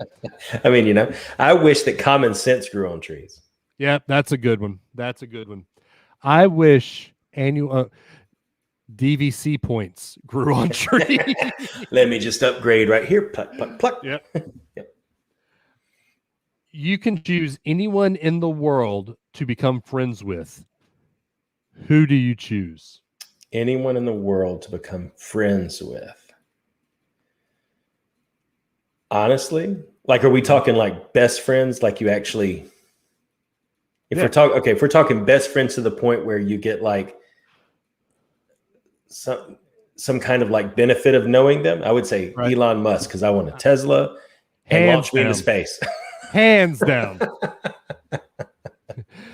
The only reason I want to ask this question is All right. because of the Saturday Night Live skit. If you were a food, what kind of food would you be? Mm. Jeffrey says Josh tomorrow. Yeah. Yes, please. If you were any kind of food, So here's why I say that. okay. Old SNL Will Ferrell being Harry Carey. Hey, if you were a hot dog, would you eat yourself? I would. Nice. But so what would you say? What would you say? If I was a food, any type of food, I don't know. That's a tough one. I barbecue because it's so freaking good. Huh. I would say a black licorice jelly bean Because no one would want to eat you. because I would last a really long time. But the people who would appreciate me really do like me. And the Man, people who are just faking it, stay away. Your dad says cowboy ribeye. There you go. You know, it's funny. You asked that question. I always do that in job interviews. Not always. Sometimes I'll just, if someone's doing really, really well, sometimes I'll throw out, if you were an animal, what animal would you be? Elephant. Or something like that. Why? Elephant. Why? Because you never forget anything. Well, that's stupid. That's just stupid. No, I'd be an elephant because you're big enough that you can do things on your own. Okay. Yet you stay in a herd because you need that camaraderie. Oh, look at Dave. He does move in herds. Okay. See, there's my deep thought for the night. You know, I can be on my own. I can work on my own, but I prefer to be around people. Yeah. There you go. Whereas I would like to be a black licorice jelly bean where everybody just leaves me the heck alone. Yep. All right. We got two categories left: baseball and superhero. We're going with baseball first. Okay. Is it so you can pick on baby elephants? Oh. Will anyone ever win as a pitcher? Will anyone ever win 30 regular season games again? So wait, say that again. As a pitcher, will any one pitcher ever win 30 regular season games again? Not if they play for the Braves. No, they won't. I don't think you can anymore. Yeah. Carrie whispers, he does move in herds. Na, na, na, na, na. Yeah, there will never be another 30-game winner just because, yeah, pitch count. Jeffrey says it right. Pitch counts won't allow it. Yeah. What is your least favorite baseball stadium? Your least favorite baseball stadium would be, are we talking major and minor? Because I haven't been to that many majors. Minor would be Osceola County Stadium here. Yeah.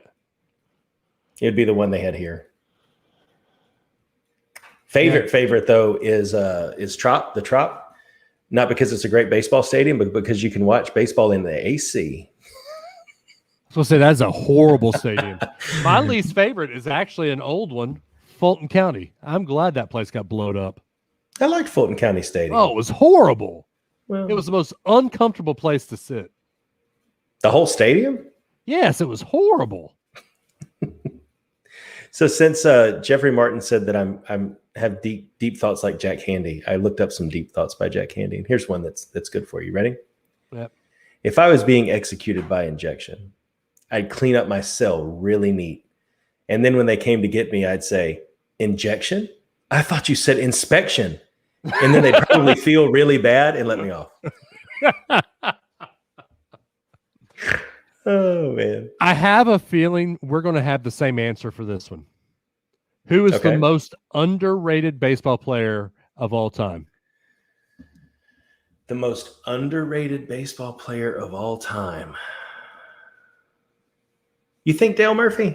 Yes, Dale Murphy. I don't think he was underrated, though. They had that Nike poster of him holding the glowing bat. He was the golden child for a while. In the Hall of Fame. No, that is true. I do agree with that. He is not a Hall of Famer, and that is a travesty. Yep, I agree with that. Him and Pete Rose need to be inducted in the same year. Yep. Agreed. All right. Last one. Superheroes. Is the last category, really? Yeah. Wow, time flies. What superhero villain would you most like to play in a movie? What superhero villain? Real quick. Somebody says Dale. I think this is KG. Dale Murphy, hands down. Carrie says Craig Biggio.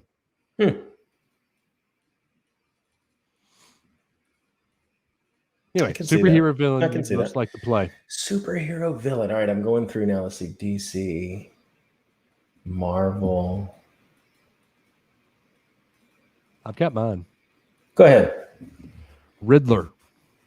Riddler's good. Just because he's so matter of fact, and he does it telling dad jokes. That's a good point. That's a very good point. All right, how about this? If I could play any villain, and I'm going to do comic book movie instead of superhero, okay? Okay. I would play Neville Sinclair in The Rocketeer. Because, well, hear me out. I have a reason. Okay. Love that movie. Love everything about that movie. Until the big reveal at the end when all of a sudden he has a German accent. And then it kind of comes and goes a little bit. I would nail that, man. Come on. He used to be James Bond, for Pete's sake. He wasn't a good it's an James accent. Bond. No, he wasn't. But still, I would yeah. nail that part, man. I would be more convincing. Anyway. Yeah. Lex Luthor, Dr. Doom, Lex Luthor. I agree. How do you play Lex Luthor, though? See, the Gene Hackman version I can get behind, like Jeffrey said. But you Honestly? have to, I would almost say I would take Carrie. If Carrie wants to do Lex Luthor, I would pick him up and put him in Batman v Superman. And he can replace whatever the heck that was. Oh, see, that's where you and I are going to disagree. Jesse Eisenberg is a great Lex Luthor because all he does is play the exact same character in every movie he was in. The exact same character. The Social Network, Lex Luthor, same character. Same character. All right. He has the depth of a kiddie pool. We got 2 questions left. Okay, please. Which superhero has the best vehicle? Ooh. The best vehicle. See, I want to go Tim Burton Batman. Right. Because that Batmobile was pretty styling back in the day. Yeah. But I would love a jet that I could just fly around and nobody knows where I am. Wonder Woman with that invisible. Yeah. That's exactly what I was thinking too. Yeah, I've got to go with that. Yep. Jeffrey says Batman hands down. He does have some. I mean, he's got the jet. He's got the vehicle. He's got the Batwing is pretty cool though. I'll take the Batwing. Yeah. Yeah. That's where it's at. I mean, he's got a lot of vehicles though. All right. What superhero without a movie deserves one? What superhero without a movie deserves one?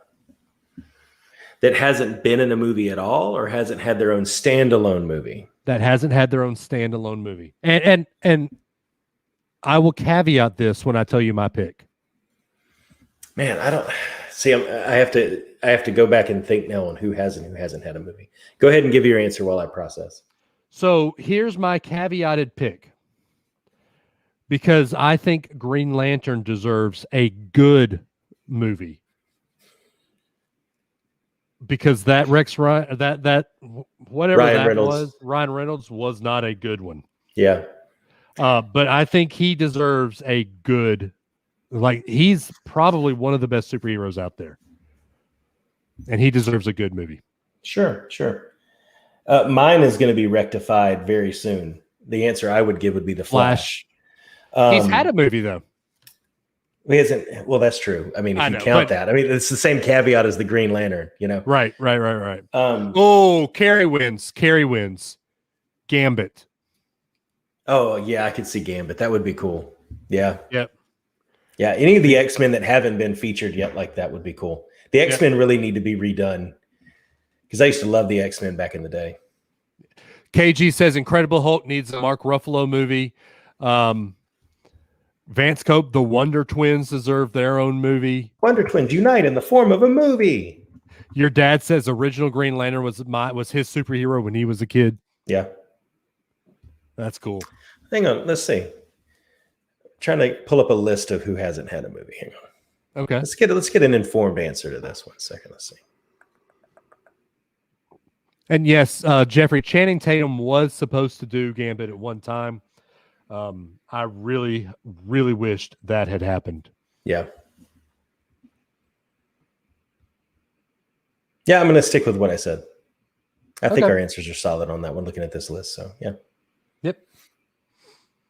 Well, guys, that was a fun episode. That was good. So, all right. So just recapping what we have planned for the next couple of shows. Next week, we are going to have a special guest on the show to talk about Harry Potter and could it be considered a Christian movie? Kind of out there, we know, but trust me. That's what we're here for. He's got, I know, we're unrelated at birth. I mean, the next show after that, we will deep dive into Aaron Burr. There is a 16-minute video that will be required watching. I'll make sure I watch it as well. I don't think we can watch it on the show because that would kind of be weird. We might do we might do a pre-show, and this is 2 weeks. The next show, we're doing every other week. Yes. Geek at Birth is the week between that. So, and then we might, every now and then we might do a history deep dive because that's something I geek out about. Maybe this book, maybe this Bomber Mafia book will spur something. Who knows? But listen to that Malcolm Gladwell podcast, everybody. You'll enjoy it if you're a history buff. There you go. So, Adam, if they want to get a hold of the show, just like your father does, and Carrie does a lot, how would they do so, sir? They could call 650-UAB show, 650, not yet. Hang on, wait. 650-UAB show. They'll hear a brief message followed by a beep. There you go. Followed by a beep.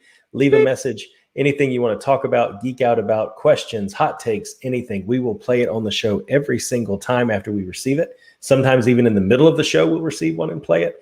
So 650-UAB show, spell it out, leave a message, be part of the show, or you can hit us up on socials. Dave, how do they do that? I am at DAdams419 on the Twitters and the Instas. He is at Runtide Run on the Twitters and the Instas. The show on Instagram is at Unrelated at Birth. The show on Twitter is at Not Related Bros. Patreon.com/Unrelated Birth. $5 a month.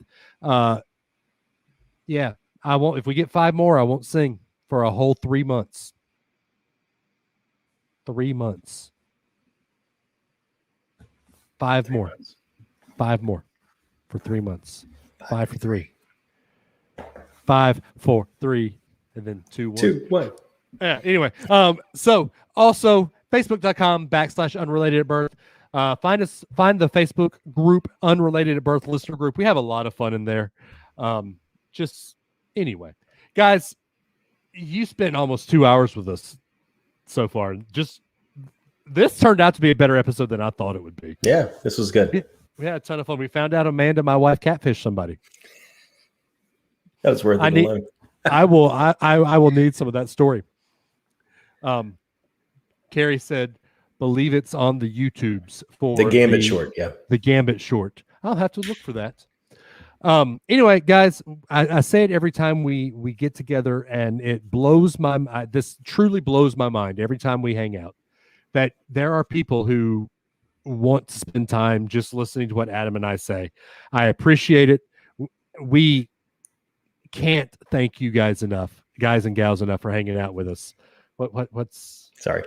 Jeffrey Martin said, today I learned that Adam is channeling his inner Chuck Woolery and he'll be back in 2 and 2. That is, remember, Jeffrey Martin's new his new segment is Today I Learned. I like it. Every time. Anyway, guys, we love y'all. We truly do mean it. Adam, take them home. Yeah, thank you again, guys, for spending some time with us. We really do love hanging with you guys. And remember, we love you, but not as much as Jesus does. Stay safe out there. Be kind to one another. And we will catch you again in 2 weeks. 2 and 2. Bye. Bye. So, bye. We're still here, though. We are. We're still hanging out. What are you writing on your little board over there? The start and end times. Oh. That's how I get the show out so quickly, sucker. I liked how you called it playing our cards right. That was a good See? yeah. Yeah.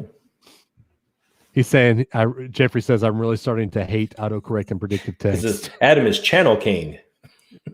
Well, see, at first I thought he was trying to say channel cats because that was a former hockey team here in Huntsville. But that obviously doesn't fit in the sentence. Adam is channel cats who's entered Chuck Woolery. No, that doesn't fit. Nice try, though. Wow. I've been holding that in all show. Evidently, you've got a wedding speech to make.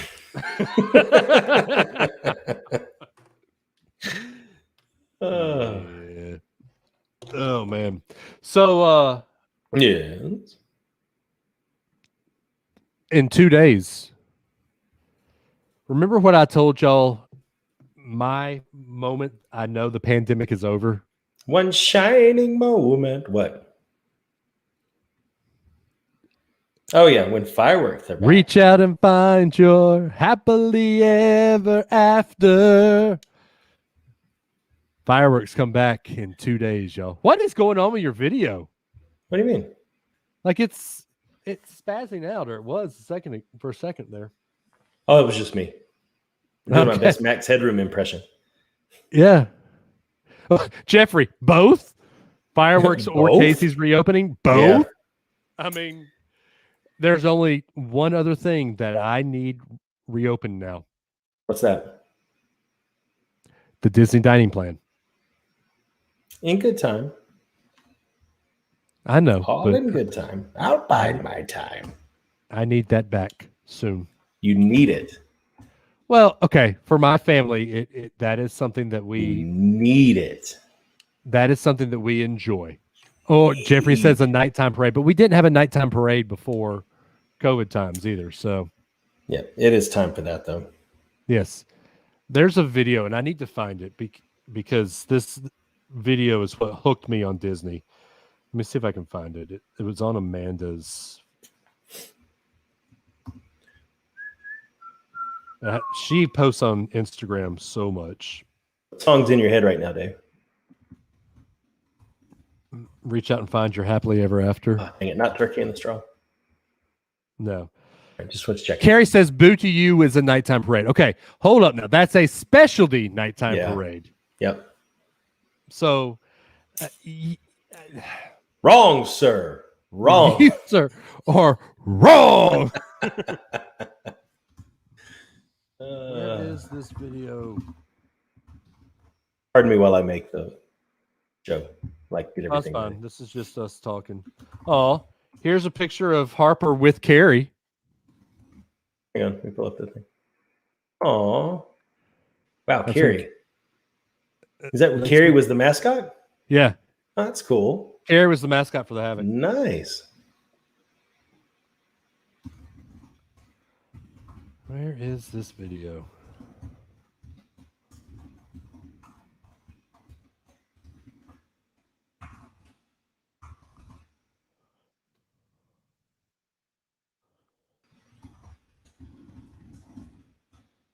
This video right here made me fall in love with Disney.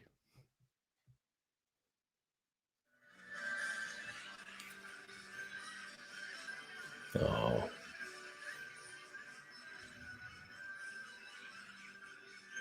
Oh, that face, man. Goodness gracious. Was that the Main I Street know. Electrical Parade? Yep. And Yeah. she's just waving at everybody.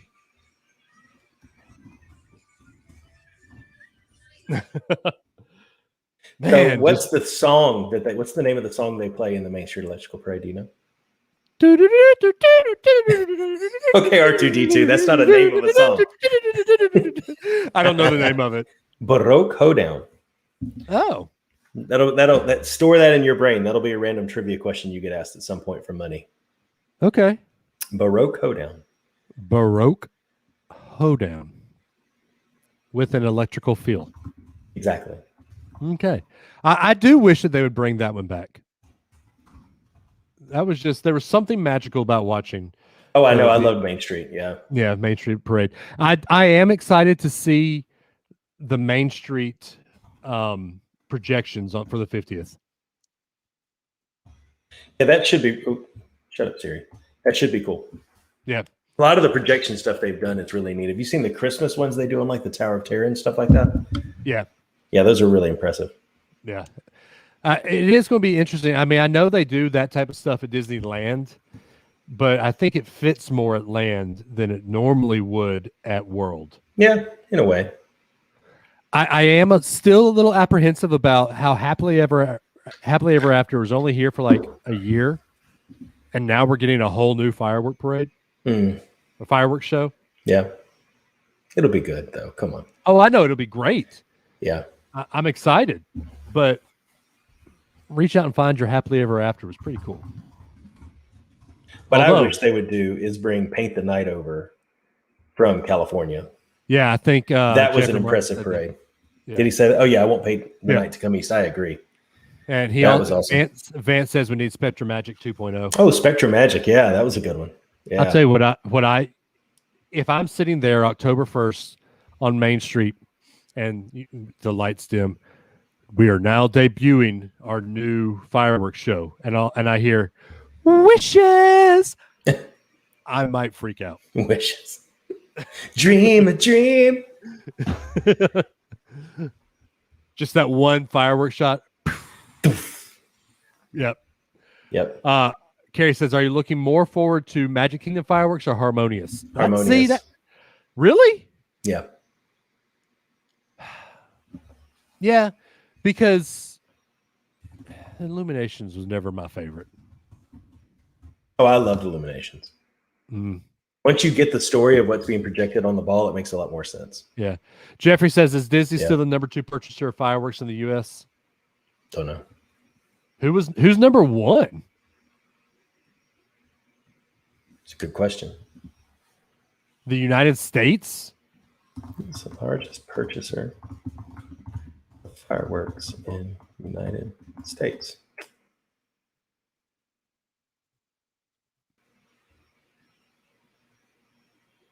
So this is, Reddit says the Walt Disney Company is the largest one in the world. And the second largest purchaser of explosive devices, right behind the U.S. military. That's what Jeffrey says. Military is number 1. I take it your dad likes. Illuminations is the best. Illuminations. Yeah. Illuminations, reflections of Earth. See, I never liked it.